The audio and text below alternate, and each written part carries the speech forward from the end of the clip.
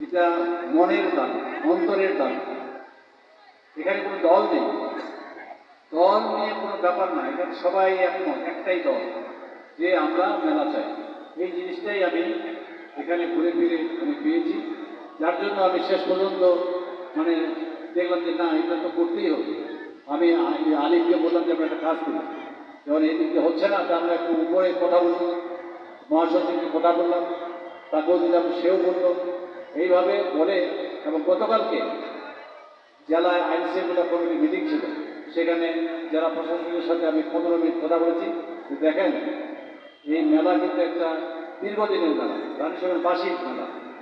এখানে কোনো দল নেই এবং সেই মেলায় অত্যন্ত পরিচ্ছন্নভাবে হয়। সেখানে কোনো খারাপ কোনো জিনিস আপনি পাবেন না। সে হাউজি বলেন আর যে কোনো খারাপ জিনিস বলেন সেখানে কিন্তু নেই। একমাত্র বৈশাখ উপলক্ষে এবং বাঙালি জাতির যে ঐতিহ্য সেগুলোই সেখানে তুলে ধরা হয়। এর বাইরে সেখানে কিন্তু কোনো কিছু করা হয় না।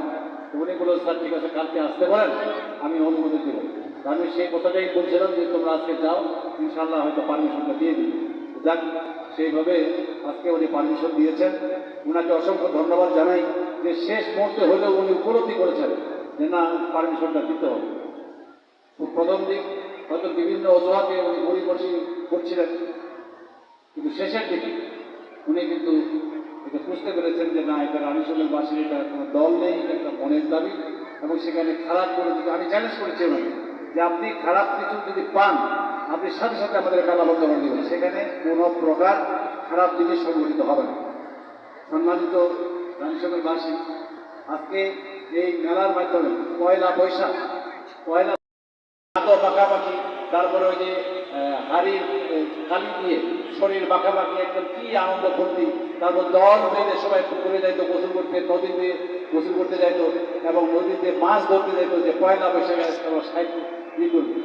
মানে সবাই একটা আনন্দ উৎসব, পয়লা বৈশাখটা কঠিন একটা ব্যাপার, কিন্তু সেই জিনিসটা এখন আর গ্রামে গ্রামে নেই। সেই জিনিসটাই আজকে একটা মেলার মাধ্যমে মানে এখানে হচ্ছে, অনুষ্ঠিত হচ্ছে। আমি ছোটবেলা নিজেই টাঙ্গর নদীতে মাছ মারতে যেতাম পয়লা বৈশাখে, যে পয়লা বৈশাখে আমরা সাইড করবো, দেখি কি আছে কমন। এই পয়লা বৈশাখ আমাদের আসলেই একটা বক্তব্য দিতে পারেন, আমরা কিন্তু অতটা পারি না। সে যাই হোক, আজকে এই মেলা যারা আয়োজক এবং যারা অত্যন্ত পরিশ্রম করেছেন তাদের